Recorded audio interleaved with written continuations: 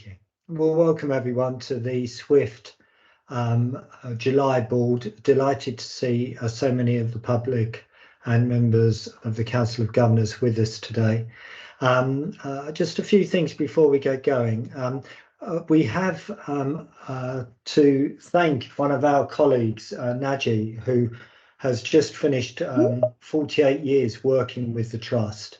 Naji, we were hoping was going to be able to join us today to receive the board's thanks for everything he's done in the various different roles he's had. He's been an absolute mainstay of the history of the Trust, but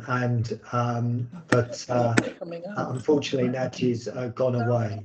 Can I just ask people to go onto mute and to go off camera if they're not a member of the board? That would be great. The second thing is somewhat annoyingly, and I'm sure Glenn will cover it in more detail, but to the whole board's irritation, we are having to reorganise the date of the annual general meeting. This is because of illness in our auditors, Deloitte, which has affected their progress on being able to sign off the final audit.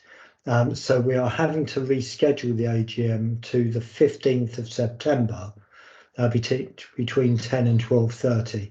Official notification of that will go out. I can't apologise enough.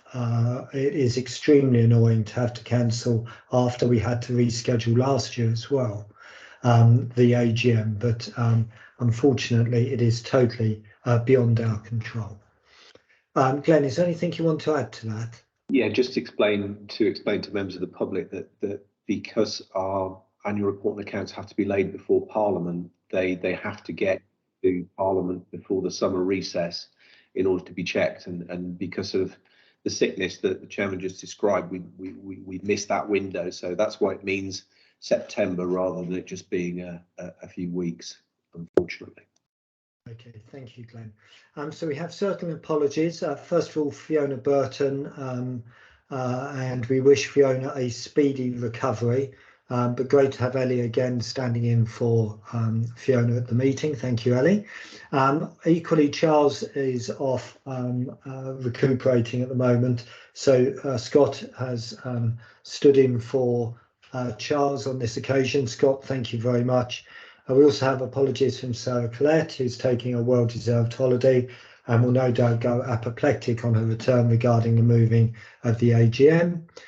We have apologies from David Spraggart, who I believe is on holiday, and Yasmin Becker, who has come down with COVID. And I'm conscious of the fact that some colleagues on the call have COVID, so I appreciate you joining the board. And finally, just before we go on, any declarations of interest? Just one I'd like to declare, which is it's Sophie's birthday, and so on behalf of the board, Sophie, happy birthday. So we have two sets of minutes just to go through. The first were the minutes of the meeting, of the board meeting held on the 1st of June. Was everyone happy with the accuracy of those minutes? If you weren't, please, could you please raise a digital hand? Okay, I will duly sign those, thank you. And then we had the extraordinary board to sign off the accounts. Was everyone happy with the accuracy of those minutes? I wasn't at that meeting. David Spraggart kindly chaired for me. If you weren't happy or want to make any amends, please raise a digital hand. Okie dokie, so we'll take those as a true record as well. We've had an interesting morning, so the members of the public are aware, having had a great presentation from our special care baby unit, then spending a lot of time on the Warwickshire Care Collaborative and the important work we're doing and leading the way under Anne and Becky's leadership on integration into place. Then a great presentation on the phenomenal work our communications team do, and then a discussion about how we improve ourselves as a board in terms of effectiveness. But in terms of the minutes and the action points arising, if I can take you to page 21, there were a series of points arising around the integrated dashboard. The first was to ensure that the Women's Menopausal Network information be provided when available. That's been done. Gertie is leading strongly on that work, which is important for the whole organisation. So thank you for that, Gertie. Then to ensure a breakdown of agency staff into professional groups be provided and considered a future board workshop. That information was circulated, but let's come back to it in a future board workshop, please, Kim. I do worry that a number of agency staff claim to be IR35 compliant. Their agencies will say they're IR35 compliant, but it is my view that a number of the companies, shell companies they're using to suggest they're IR35 compliant are not IR35 compliant. Then to ensure a deep dive on the reasons for staff leaving and to amend the method of workforce measures, that's been annualised. Sorry, I forgot to say we did had a great presentation from Gertie's team on recruitment and retention, which covered some of that deep dive work this morning. Very impressive presentation from Gertie's team. Then we've got some things which are deferred, and the first was for the Chief Nursing Officer to provide a reflection on the reasons for the reduction of births at the midwifery-led unit. So we'll come back to that in September. And then the work being done to provide figures for ambulance handovers, that work I think is in progress. So are there any matters arising that I've missed? Please raise a digital hand if you think there are. Okay, thank you. So we'll move on to the items for approval. And the first is the annual review of the standing financial instructions and scheme of delegation. Have to do this every year, Kim. Anything of import that you would like to emphasise? Obviously, there are the tracked changes, which we can see in the next 73 pages. Kim? No, thank you. So we've highlighted the changes in the report that you see. One of our governors has kindly pointed out that there have been a couple of other typos that have been missed, so we'll make those changes as well to ensure that the final documentation is complete. But otherwise, happy to take the report as read. Thank you very much, Kim. Any questions or perspectives? And thanks to Roger for doing that. From colleagues, please raise a digital hand. If you're not happy to approve, please raise a digital hand. Duly approved, thank you. So, somewhat unusually, we have a very comprehensive Chief Executive's report with quite a lot of detail, including an important consultation document which has been circulated on governance arrangements and its implications for us as an FT. But Glenn, over to you. How are you seeing things? Thank you, Chairman. So yeah, apologies, it is quite a long report this time, and I won't go through every word of it, you'll be pleased to hear. So just pulling out one or two things to raise to your attention. Firstly, the first item actually we discussed in workshop this morning, which was the Special Care Baby Unit achieving the Bliss Gold accreditation, which is fantastic. But also alongside that, the nurse that led the work, Emma Louise Evans, won the Regional Nursing and Midwifery Regional Parliamentary Award, which is great news for her. She goes forward to the national awards and hopefully she wins that. But you can see there the work involved in improving the Special Care Baby Unit. So it's great to see that we were one of the small number of units that have received that accreditation. I then talk about the Messenger Review of NHS Leadership, which was produced recently. Not overwhelmed by the results of this one, although the recommendations are all very sensible.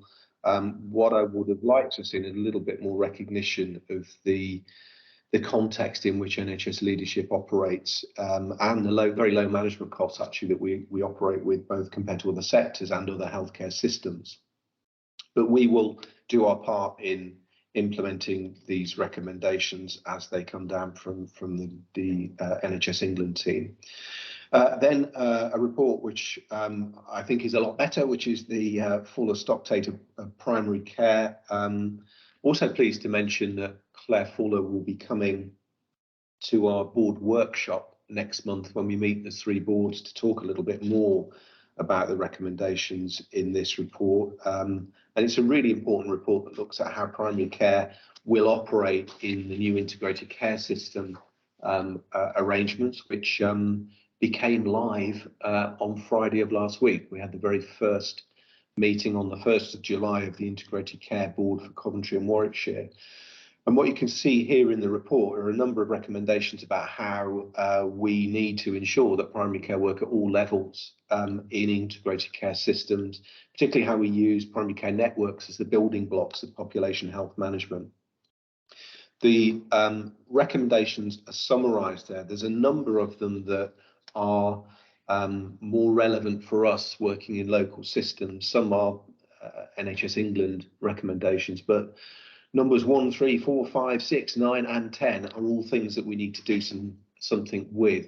And actually what we've done locally is we've taken quite a proactive stance on this. As a trust, we have offered to provide the professional supervision and support, and indeed to host and employ the additional role staff in primary care without charge. So we're not levying any overhead charges to that, which I'm sure will be well received by our primary care colleagues, and we'll update you on that as those discussions continue.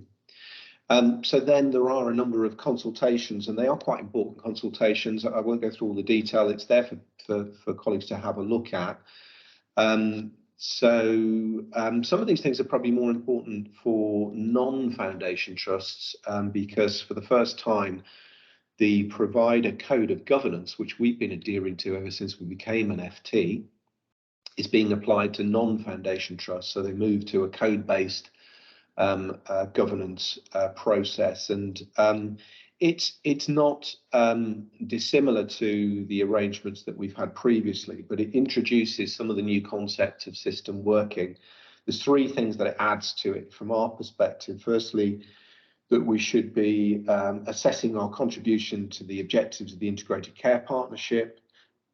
Secondly, that we should be looking at culture within the organisation. We should be looking at the well-being of our workforce, and we should be looking at equality, diversity and inclusion. And we've been doing lots on all of those things, but we'll be need to ensure that we add that into our declarations as we look at our compliance later on in the year. It does, though, change the emphasis of some of the foundation trust freedoms, and you'll note that it also introduces changes to the appointment and recruitment of non-executive directors, including that we will be utilising NHS England's non-exec talent and appointments team. It also emphasises this new duty to collaborate, and I won't go through it here. I'll come back to it when I talk about the role of governors. Alongside it, there's some draft guidance on good governance and collaboration, and there's the draft addendum to your statutory duties, which is a reference guide for our NHS Foundation Trust governors. And what this emphasises is the need for us to consider the impact on the public at large, rather than simply the public served by our foundation trust, which is quite a subtle change in emphasis, and we'll need to give consideration to that as we look at business cases and significant transactions. But that's a change in emphasis that we were expecting to see. But also, I think it's really important for us to remember that we still are relying on the strong governance of individual organisations in the NHS, and as a foundation trust, we've obviously proven that we have stronger governance in order to become a foundation trust and be directly accountable to Parliament. So our integrated care systems and the way they work moving forward need to build on that strong governance, but also need to ensure that we're joined up better than we have been in the past. And that's what we'll need to consider as we look at our declarations moving forward. There's then some more from our great teams where we look at the integrated single point of access and the integrated care coordination team and the work that they do, the use of technology, the way that they're assessing an increasingly complex caseload in the community.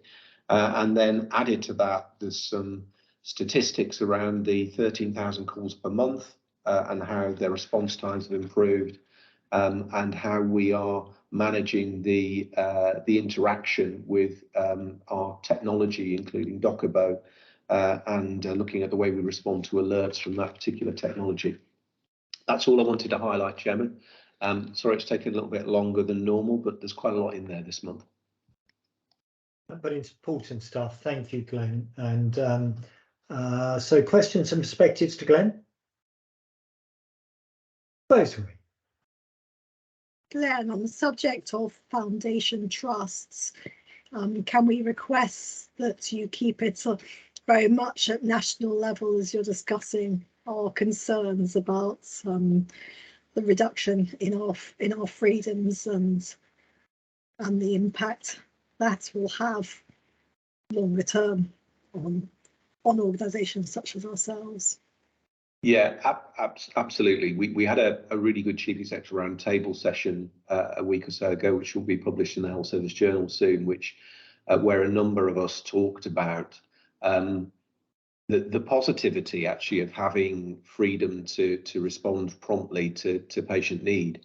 Capital freedoms has been one of the issues that we've been a little bit concerned about. We technically still have those freedoms, but we still are. We are now expected to try and contain our expenditure within an overall system target, which I think will slow us down in responding to some issues. So I will continue to flag that. We're also looking at how group models could be maybe given more freedom in the future, and that's something I hope we can pull off.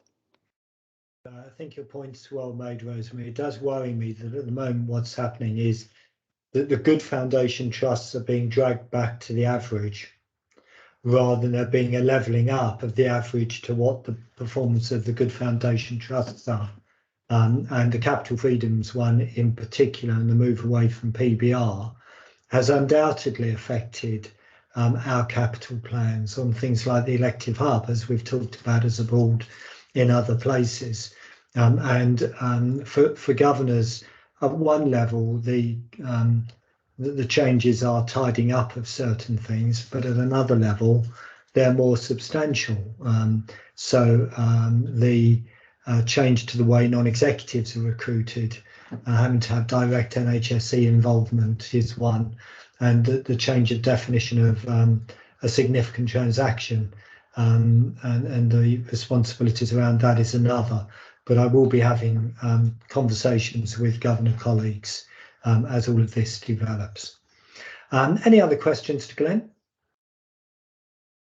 Glenn, I didn't hear you mention it, but just for completeness, we've changed the integrated performance report, which we're coming on to in a moment, to make that similar across the foundation group.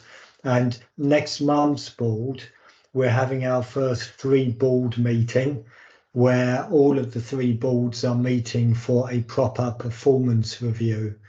So there won't be a public board next month, because we will be doing that in private whilst we just make sure the process works and the chair is able to cope with having 50 plus people to manage in a meeting at the same time with questions and perspectives. Colleagues, happy to move on? Rosemary, if I could ask you to take your hand down, that would be great. And therefore, on the subject of the integrated performance report, Anne, would you care to do your introduction, please? Thank you very much. Chair, you've referenced the new style integrated performance report, and that this has been created by colleagues in the group analytic board. So this is consistency across the foundation group. I think there is further work required to properly embed this in advance of our group meeting in August, and really to deliver that consistency in metrics across the group, and including a glossary, for example. So feedback from colleagues on this approach and style is welcomed.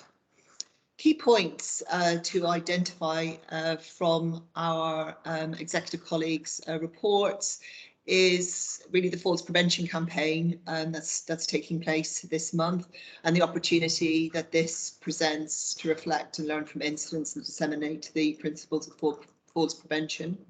The second thing to note is the excellent diagnostic performance across Coventry and Warwickshire. So currently sitting as being one of the better performers in the UK. It's pleasing to note in the Chief People Officer's report that focus on the wellbeing initiatives to support staff at this point, and the Chief Finance Officer details and provides a very comprehensive overview of the work there. So really now just hand over to executive colleagues to go through each of the reports in detail. Thank you. Thank you, Anne. We've obviously got a lovely picture of Charles in glorious Technicolor. Ellie, are you going to cover off the quality and safety? I will do, yes. Thank you, Chair. So Anne's already given us the most of the key highlights. Just wanted to also highlight the really good work we're doing in terms of safer discharge, which appears to be having some really good outcomes and impacts, and some innovation we're seeing locally on wards around this in response to incidents, which is really good. Falls, again, we continue to see a reduction in falls with harm, which again is positive, and Anne mentioned it was the Falls Prevention and Falls Awareness Month this week, so thank you to colleagues for their response to that and engagement with that. Other than that, I'm open to any questions on my part. Any questions to Ellie on quality and safety, team? What's worrying you most at the moment, Ellie?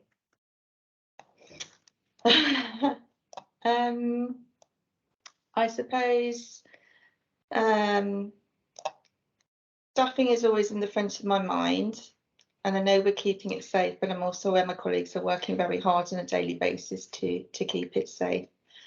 So I would say staffing is one of the things but we've talked very in depth about that this morning, and all the things that we're doing to support retention of our staff.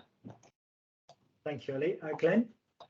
Yeah, I was going to pick that up later, actually, when we look at the Chief Finance Officer's report and the level of expenditure on agency staff, which, you know, that chart on page 115 of 397 of the pack is quite stark in terms of the increase. Obviously, an element of that is due to COVID and staff absence due to COVID, and obviously we're still applying the rules of people needing to have 2 negative tests over 48 hours in order to come back into the organisation. So that's making things harder.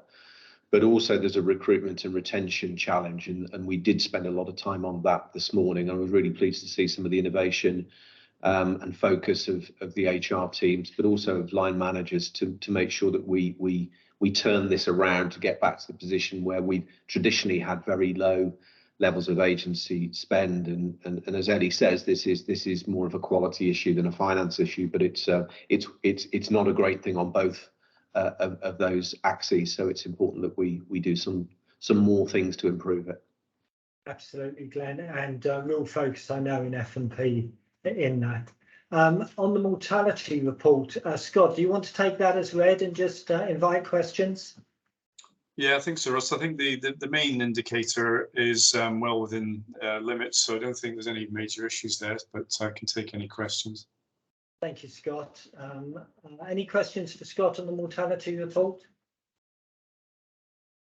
Okay, so we'll move on then to Harkamel. How are you seeing things, Harkamel? So May, I think, was one of the busiest months we've ever had here at SWFT. It certainly was in terms of our ED activity. It's the highest recorded attendance that we've ever had. Against that backdrop, we also saw the biggest increase in cancer referrals that we've seen when you compare them month to month. And we churned out a lot of elective recovery work. So we hit 109% in terms of activity for our day case work. So as an organisation, I see things as very busy. I won't go through all the ED the 4 hours measure because that's detailed in the report. I just wanted to highlight the bit that Anne said around the radiology performance. So for Coventry and Warwickshire, the best performing system in the country for their diagnostic standards. And when you look at our imaging modalities, we're over 110% in some of those consistently month on month. So it is a really, really impressive amount of work that they're churning out. And we do need that, because as I alluded to, our cancer demand is increasing, and that demand doesn't look like it's going anywhere. And the pressure really is on the diagnostic end. Clearly, if you're getting that volume of patients through to try and make sure that they are all diagnosed and have their decision or their diagnosis within 28 days is our key priority. From my perspective, that's all I wanted to come to, except for to say that I know in the report I said that the COVID numbers have reduced significantly. Next month, I'll be telling you that they have doubled, because we are seeing a significant increase in our demand for inpatient beds for patients with COVID. Okay, thanks, Harper. But I believe I'm correct in saying that those patients are testing positive when they're with us. They're not being admitted for COVID. Is that correct? Yeah, so we currently don't have any patients in ITU with COVID who have been admitted due to a COVID diagnosis. And at the moment, these are just incidental findings that we're finding with patients that we're swabbing. It will just go back to when I used to describe sort of January, February around the placement of patients that makes things a little bit more challenging. And certainly that feels like where we are today, opening up additional capacity and converting wards back to being COVID wards. That's great. Thanks, Harper. And I think we're also facing challenges in terms of discharges still. But to see the RTT creep up just to over 77% in the context of what you described, I think is remarkable performance. Please pass our thanks on to everyone. Questions and perspectives, Glenn? Yeah, I just wanted to commend Harkamel and the operational team actually for how they're coping with this. If you just stand back from this for a little while, we often talked about COVID slowing us down and making it harder for us to function. But actually what we're seeing is urgent care demand that's higher than it's ever been, elective activity that's higher than pre-COVID, cancer referrals that are higher than they've ever been. And now we're seeing a spike in COVID activity, which means that we're back into that kind of managing those patients separately. Despite all of that, we're seeing some really good performance. So well done to everyone and the whole team, hospital community for managing to keep things safe and moving. That is one of those comments, Harkamel, that you want to take the recording of and take into your next appraisal, I think. Any other comments to Harkamel? Sue? Hi, Harkamel. We met a couple of months ago, didn't we, on cancer demand and trying to predict what it might be in the short term. And so interesting to hear you say you don't think it's going to come back down anytime soon. I will give feedback offline about the new performance report. I couldn't see the 28-day diagnosis in there, which is obviously a very important standard. But my question is, in terms of treatment, so after diagnosis, with these high levels of demand, how confident are you that we'll be able to get cancer performing within the targets? So I included the 28-day performance just in my summary. So for May, it was at 66.7%. But that was one of my reflections from pulling this report together. I pulled out the 4-hour standard, but actually there were so many more bits. And I'll think about how I better reflect that next month, so you've got the assurance. So when you look at May, in terms of the increase in demand, what we have seen, despite any increases, our conversion rate stays about the same. So what we were trying to do was trying to predict the level of demand that we might get to manage our services around that. The conversion rate has stayed quite static, so I think we need to relook at it and just assume the same conversion rate, because we'd assumed that there would be a slight dip in that, because the assumption was made that the referrals may be inappropriate in the way that they're coming in. We're certainly not seeing that. But against a backdrop of not being able to predict what our demand is going to be, because it is so variable month to month, from the modelling end, I think that we need to reframe some of our thinking. In terms of assurance of actually meeting our standards, for the next few months, the May increase was significant. So colorectal saw a 44% increase. in referrals that we received from the 2-week rate pathway in May, when you compare us to April, those patients then getting churned through the diagnostic pathway to the point where they reach their diagnosis is going to be has been really challenging. We have invested in our pathways though, and we are going through the process of right-sizing our capacity. So urology, by October, we will have more consultant staff who will be able to do that diagnostic piece that we're really struggling in. And actually after that, we then do have the right capacity. It's just the backlog that we need to get through to get us there. Gynae have also done that capacity piece, as have colorectal. It's just about, so colorectal, for example, we put on a significant amount of endoscopy capacity, which certainly helps us at the front end. But in terms of compliance with the target, we're a good few months off. We do clinical harm reviews on all of these patients, so I'm assured from a harm point of view that we aren't causing our patients any harm due to any of these delays, and we haven't had any areas of concern. But in terms of getting closer to the target, we're a good few months off that. And should we see another month like we did, like we've just seen in May, then I think I'll probably have to do a summary, a bit more of a detailed summary to board members, just so that everyone can understand exactly what's going on along all the bits of the pathways, because it is unprecedented, and I do think that we probably need some special attention on that, should that trend continue. Yeah, that sounds like good guidance. Thank you, Harkwell. And I'm always conscious of the fact we're talking about what happened 6, 7, 8, 9 weeks ago. So if in our comments, colleagues, we can try and bring things up to date, so that we don't sort of spend all our time looking in the rearview mirror on performance. We're talking as currently as we can as well. Colleagues, happy to move on to Gertie. So thank you, Harkamel. Gertie, I know you're feeling under the weather, but what would you like to pull out of your report, please? Thank you, Chair. I'll be very brief. We spent quite a lot of time focusing on recruitment and retention, and I think what I would say is there is some good work ongoing, and there's clearly lots more that we can do to improve the situation, and that work continues. I'll pull out very briefly the quick wins and the focus around theatre, where we've seen some significant pressure, in particular the really positive work that we're seeing moving into appointing ODP apprentices in theatre. Sickness is up slightly this month, again reflecting some of the additional pressure around COVID.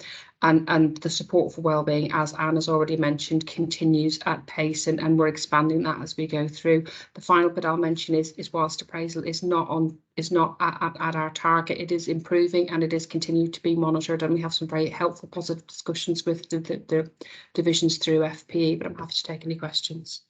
That's great, thank you, Gertie. And I think the presentation this morning was assuring, but I was also reassured by the quality of your senior team, who I thought presented very well. Questions and perspectives to Gertie?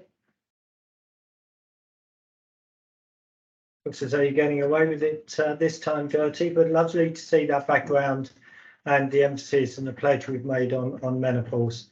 Kim, over to you, and I know you're suffering as well with COVID. So, and thank you in your report, Kim, for putting a system perspective into some of the numbers as well, which I just think is an important narrative to make sure we don't lose, particularly as the year develops. But Kim, over to you. What would you care to pull out on the numbers side? Thank you, Chair. So I think the key thing I wanted to draw out really, I suppose, is just highlighting, I suppose, the disconnect between what we are feeling operationally with the funding that's been allocated to the NHS. So the main assumption really is the fact that we are living with COVID and therefore not experiencing any issues.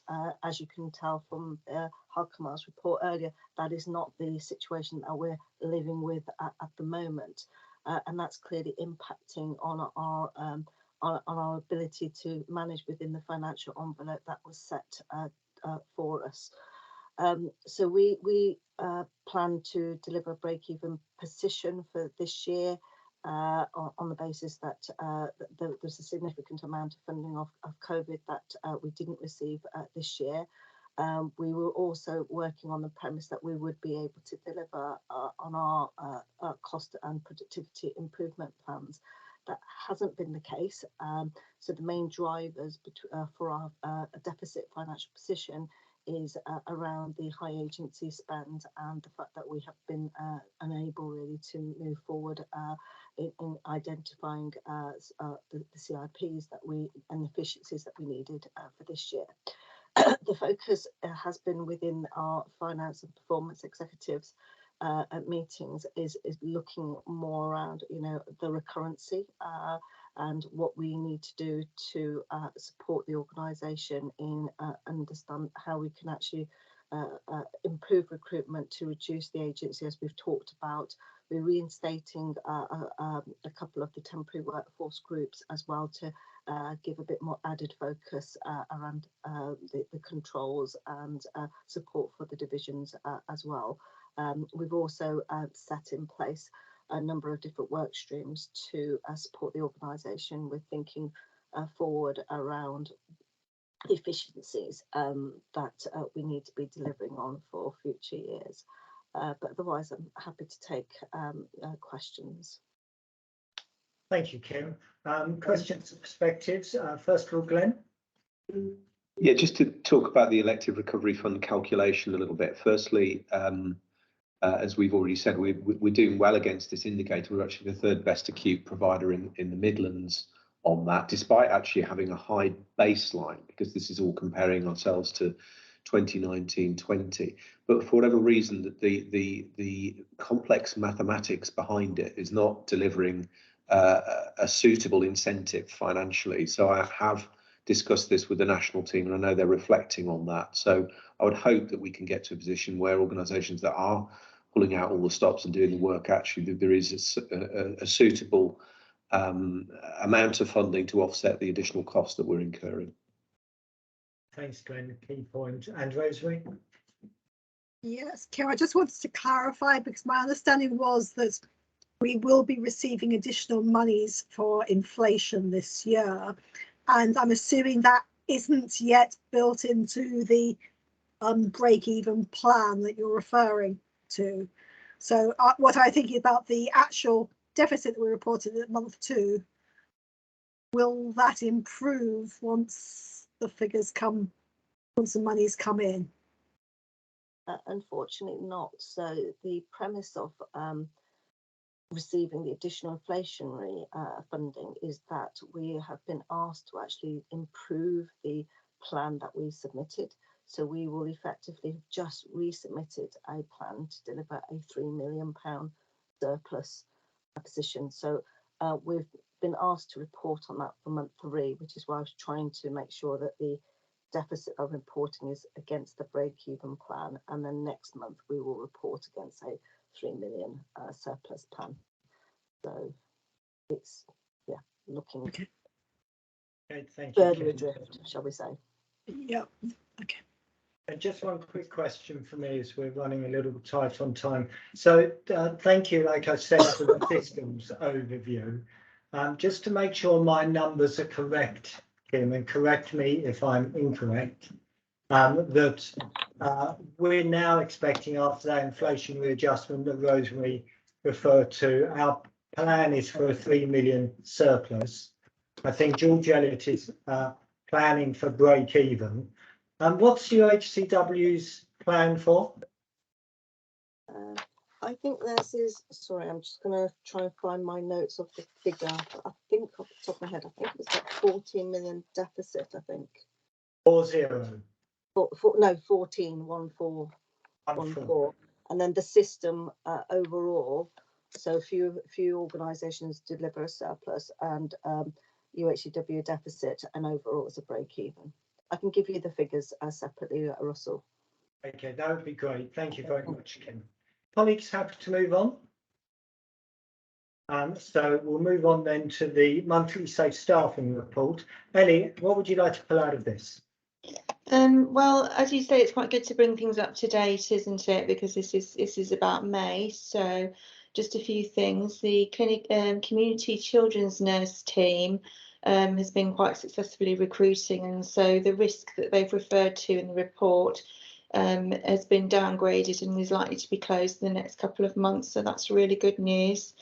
Maternity similarly had almost closed their gap, but the business case was approved, so that's created a gap, but in a positive way. And we know that maternity can always recruit to everything they put out to advert, so that's good. And the other thing to say really was the face-to-face recruitment programmes have been very, very successful. So theatres was an area of concern, and our face-to-face event attracted, in the end, it was I think 80 to 90 applications for ODP apprenticeships, of which they were able to then shortlist the best for interview. So they will be interviewing for that shortly. So we're going to continue with those face-to-face events because they obviously hit the right note with people. Yeah, that's great, Ellie. And as you referred, this morning we heard about some of that important work and some of the ways we're trying to support the theatres at the moment in terms of overtime and everything else. Any questions to Ellie on the safe staffing report? Glenn? This is probably just an observation for Gertie rather than Ellie on that one. We were having a system-wide conversation about this the other day about recruiting into a theatres job and having such a great response. We probably need to just think about recruiting into the NHS. As opposed to the very specific niche areas, and I just wonder whether if we've got more than we need for theatres, it's how we can hook those people into other job opportunities that exist. Absolutely. Some of those people weren't suitable for those apprenticeships, however they would be suitable for CSW posts, and so they will be offered that opportunity. That's great, thanks, Sally. Gertie, do you want to add anything? You've got your hand up. I was about to say exactly the same thing. We have got a really strong cohort of potential CSWs and we are supporting them through that, but thank you, Ellie. Okay, great, thank you. Keep up the good work, Ellie, and we really appreciate the way you're taking the extra burden of responsibility that you are at the moment. The board really appreciate it, thank you. So we'll move on then to the capital programme quarterly update report. Sophie, what would you like to pull out? Thanks. The first thing I just wanted to pull out for the board is a bit of a good news story around Acorn House. So the ground floor, you'll know we took that building to do education and training. That's due to be completed in September time. But the first floor enabled us to provide a much better environment for our community services, co-locating teams like safeguarding, and they're actually really leading the way around agile working. So they've gone from 99 desks down to 43. So really driven that kind of maximising the use of our asset. So that's a really positive news to share with the board today. This has been a difficult capital year, and I think will continue to be a difficult year. You'll note that the unallocated is just over £1 million, which is a lot to have at this point. We now know that our CDAL tolerance that was assumed was not accepted, so we've had to reduce that by 600,000. So there's actually only 400, just over 400,000 that hasn't been allocated at the end of this quarter. And then finally, the Cath Lab infrastructure investment case is on the confidential board today, and that will be one of our key schemes this year, hopefully. Happy to take any questions. Thank you, Sophie. So a lot going on, despite us not having all of the liberties we would like, or freedoms rather than liberties. Questions or perspectives for Sophie on the capital update? Sophie, are we seeing a lot of inflation come through at the moment? Yes, absolutely. We're seeing it on all of our projects, and we've tried to account for that with our allocations that we gave this year, but we're still seeing it over the amounts, and we'll see that this afternoon. One of the projects that's impacting on at the moment is the McGregor Ward project, so we're looking at how we can do that a little bit differently to bring it back into affordable limits. But it is a real live issue for us as an organisation. Thank you, Sophie. And Simon? Thank you, Russell. Sophie, very briefly, I mean, Russell touched on the changes in our freedoms as we move into the ICS world. And I wondered, in terms of our share of the available capital for the ICS, are we comfortable that it is operating on the fair shares basis that we are set out to get, or do we have concerns? I might refer to Kim on this point because I know she's done that assessment, but it's fair to say I think it continues to be a battle around that conversation. So Kim, I don't know if you've got that to hand. Yeah, no, I think that's a fair summary. It is still a discussion that and debate that we have and continue to have. I'm sure Glenn's got a view on that as well, but yeah. Yeah. Glenn? I'll give a straightforward answer to a straightforward question. No. So if you just looked at the internally generated depreciation of assets for replacement capital, then we're not quite getting what would be our fair share. It's closer this year.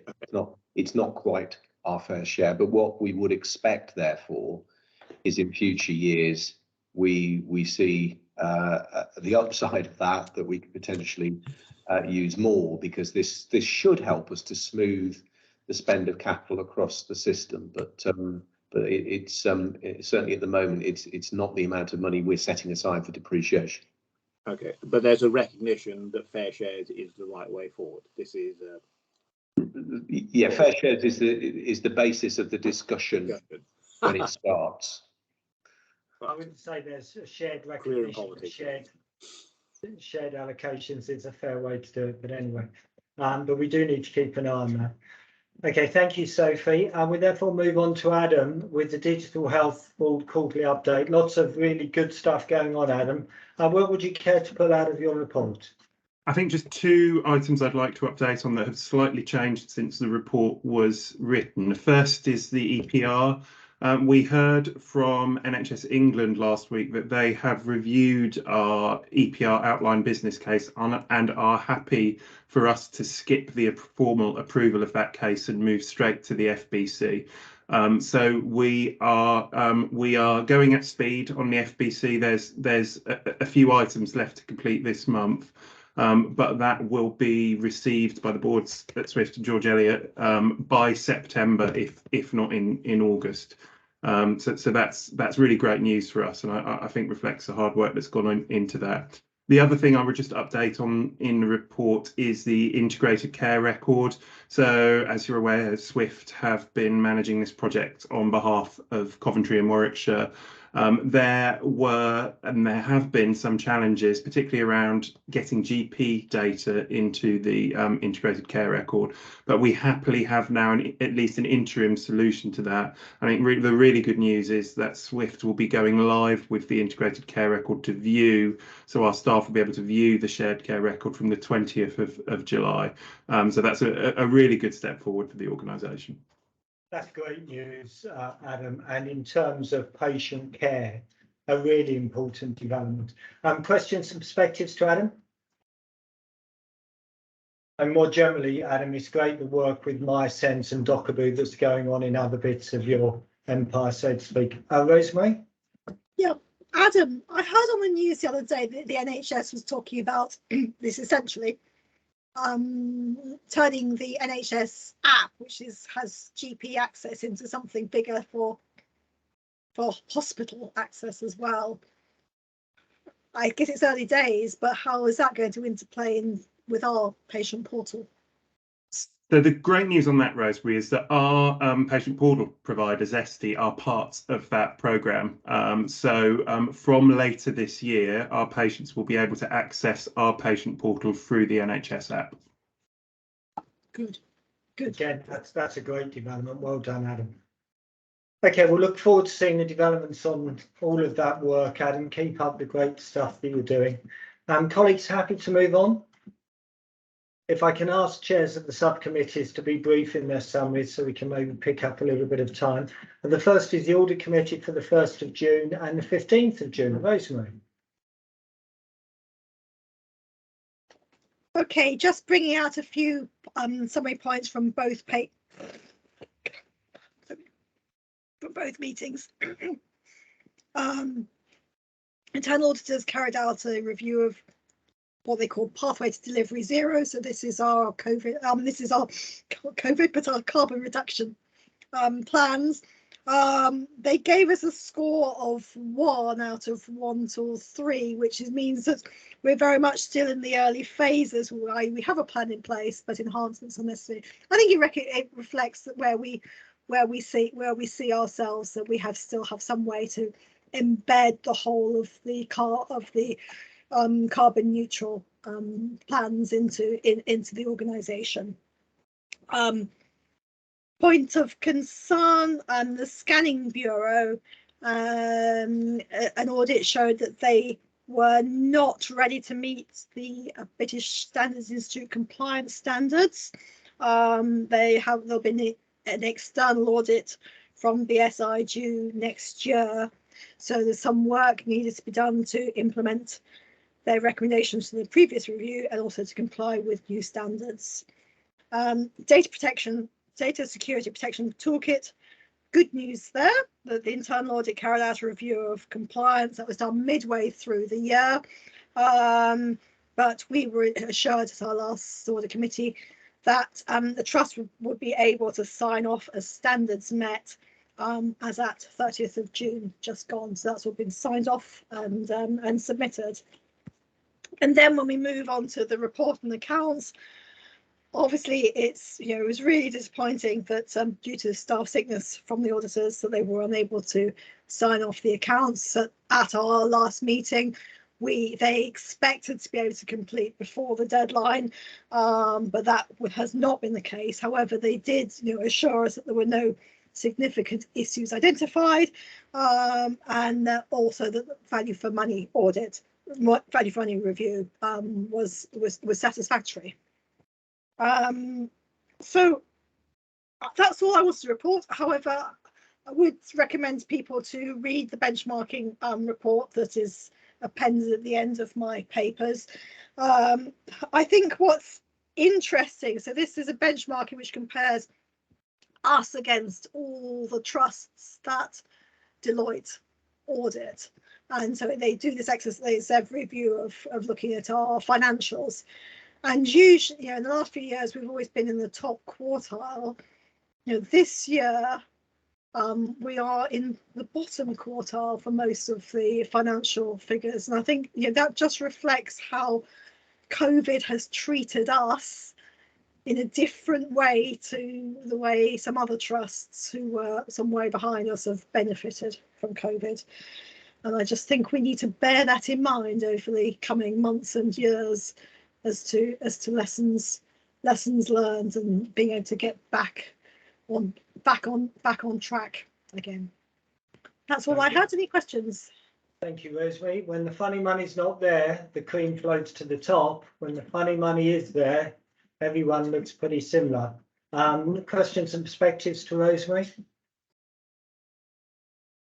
Okay, thank you, Rosemary, and thank you for your diligence with all of that work. I do think it would maybe be worthwhile, Glenn, thinking about meeting with Gus, you, I, and Rosemary, Richard, to talk about the issues they've had on the audit, just to emphasise again our disappointment with an organisation the size of Deloitte not being able to finish on time.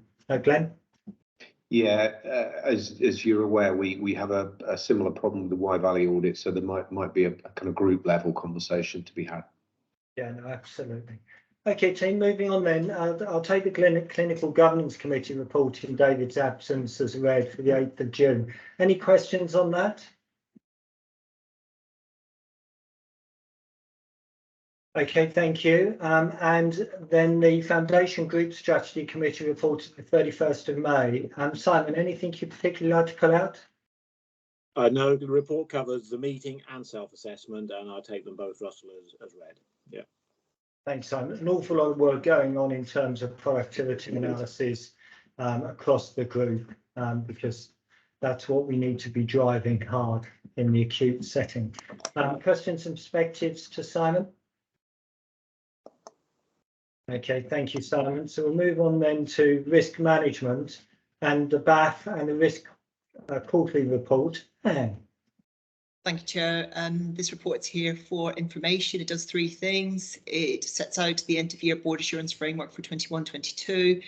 It then creates the board assurance framework for 22-23 and also flags the red 15-25 risks on our divisional risk register. Happy to take any questions. Thanks. And I'm always conscious when we look at this report the enormous amount of work that goes on behind the scenes from all of the divisions. So can we make sure we pass our thanks down to colleagues for their hard work in producing it. Questions and perspectives to Anne? Okay, thank you, Anne. So we've got some pigeons on the line. We then move on to items for noting and information, and the first is the summary of ratified policies. Anne. Yeah, thank you. Board is just asked to receive a note. The following policies are ratified by Policy Review Group.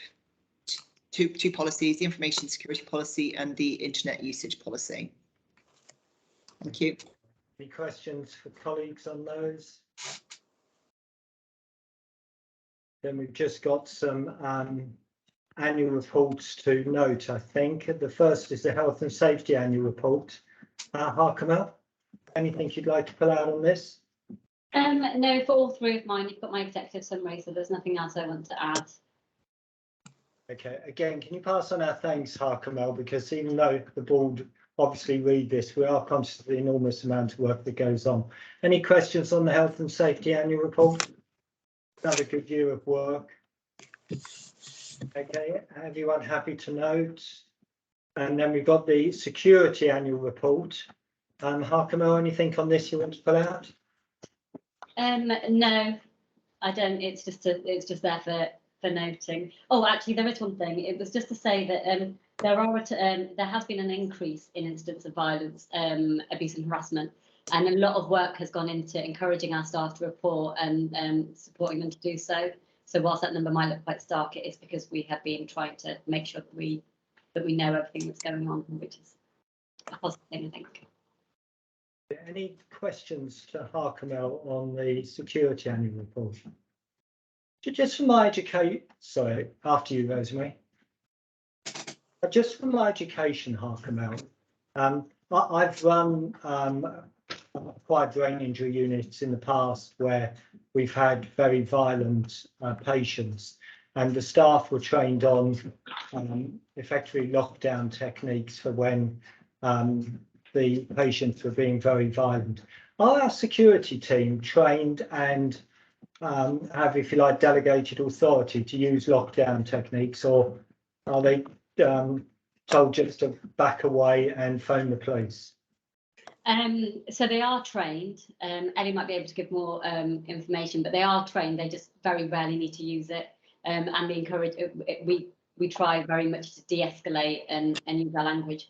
Usually, depending on who the patient is or who the relative is, if we know in advance, we will have already liaised with the police. So to my knowledge, certainly since I've been Chief Operating Officer, we haven't had to deploy any of those tactics, but they do receive the training.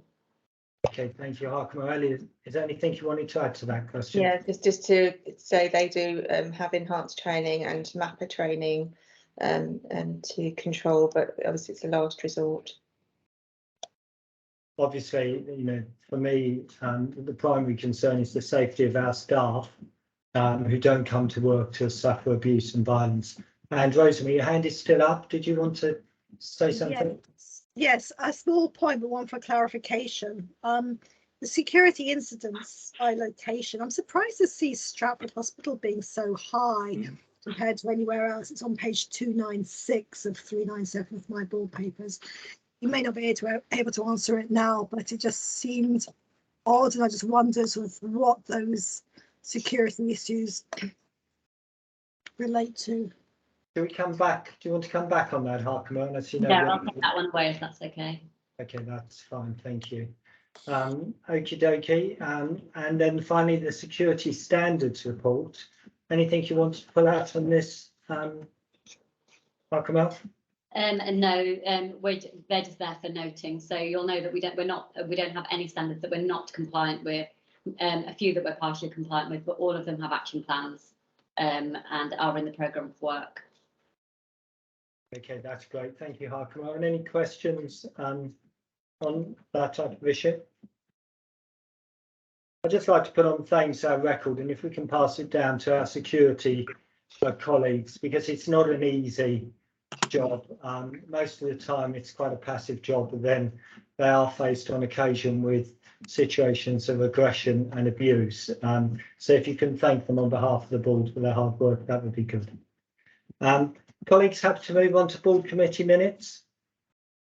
The first is the Audit Committee. Seems like a long time ago now. Rosemary, the 13th of April. Anything you'd like to add to those minutes? Nothing to add. Thank you. Any questions on the 13th of April minutes? And then the 1st of June minutes. Rosemary, anything you'd like to add? Ditto, nothing to add. Anything colleagues would like to ask? Thank you.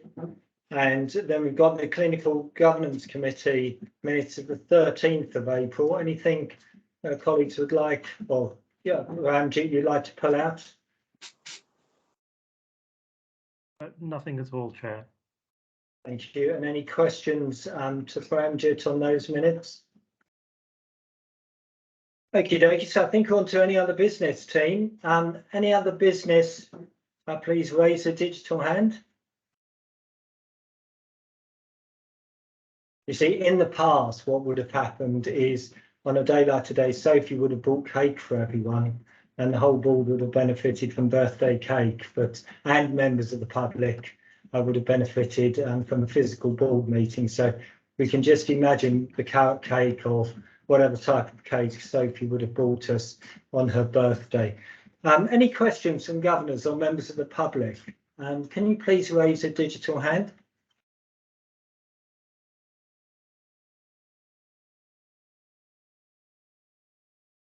Jane. Jane, if you're speaking, you're on mute. Yeah, okay. Just to say that I saw something in one of the reports about the urology department and the colorectal department. I don't know whether it was the clinical report. I'm sorry, I did write in and I haven't got the email in front of me. And it was just that it said that the issues are still challenging and I wondered what they were. Well, you sort of touched on that a little bit. Do you want to give a bit more detail for Jane, please? Yeah, so that was specifically around of all the tumour sites in cancer. The ones that are making the biggest difference to our performance are urology, gynecology and colorectal.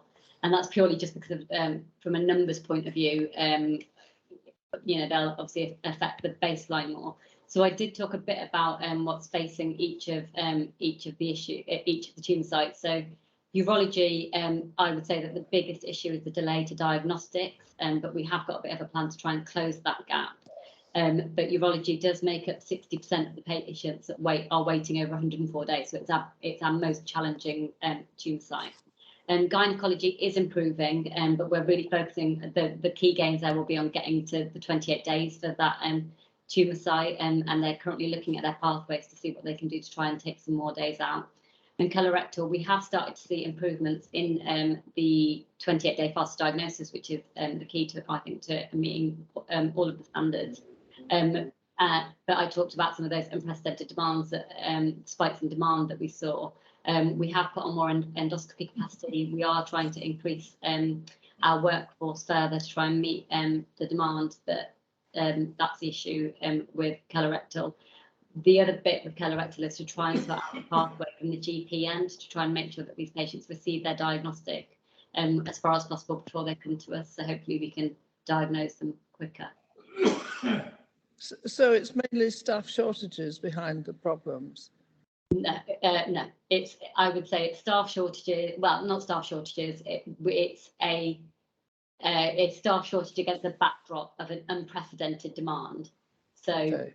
Due to the significant increase that we've seen in numbers, we will need more people to see them. But because we don't know if that demand is going to stay as is, we also need to think about the pathways that we have and see if we can streamline things before they even sort of hit us, as it were.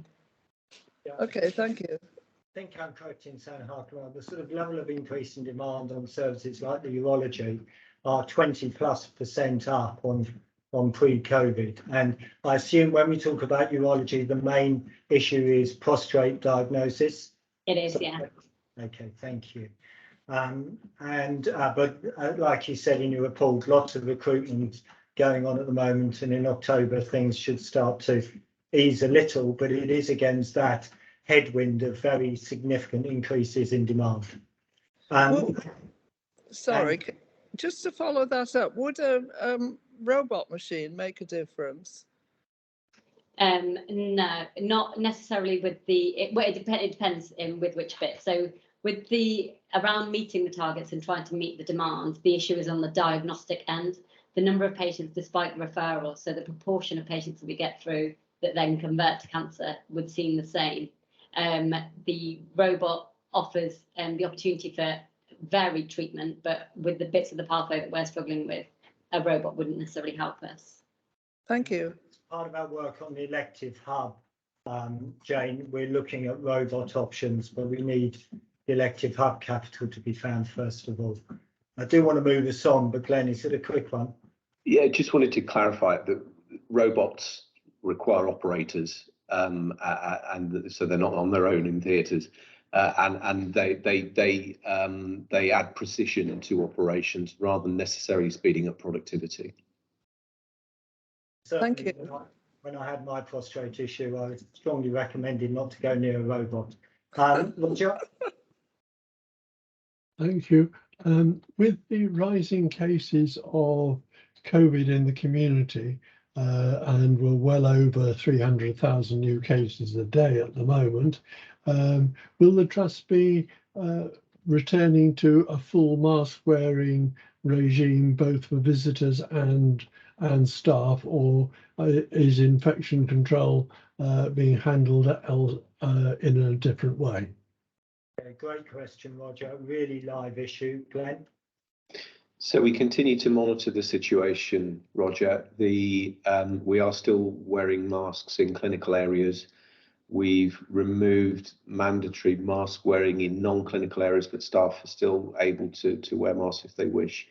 And we ask visitors to wear masks. What we have to do with this is just balance the increasing number of infections against the impact of COVID. And as you heard earlier in the meeting, the positive news on that is that we're not seeing patients who are generally sick with COVID at the moment. We don't have any patients on oxygen, for example. And I think there's just an interesting question as we move forward as to whether we continue to test every patient who comes into the hospital, or whether we move to a protocol of symptomatic testing only. So I think it could go either way, Roger. Of course, what we could see is a new strain that is harming patients more, and we would obviously take further infection prevention control actions at that point. Thank you. What I would say to members of the public is, and even we've got two of our executive colleagues on the call today who are both tested COVID positive, and neither of which are feeling very well. One shouldn't underestimate the impact of catching COVID. So my counsel would be, if you feel more comfortable wearing a mask, whatever the social situation you're in, wear a mask. Ruth? Could I just ask, I seem to have missed something, what the Innovate Healthcare Services Limited is? Okay, Ruth, that's the company we set up when we effectively merged the George Eliot and SWFT IT teams. And that was done during the course of last year.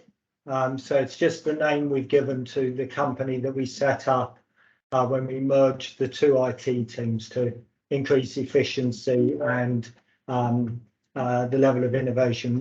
That was set up in December last year. Thank you. Okay, I can't see any other digital hands up. So thank you again to members of the public who have joined us. Our next meeting is in September because of the fact we're having the 3 board foundation group meeting in August. And I will brief governors on that separately after we've had the meeting, so you know how it went. But look forward to seeing you all on the 7th of September. Can I suggest to board colleagues, it's now 8 minutes past 3. We have a 7-minute break. Get back together 3:15 for the confidential board. Thank you, everyone.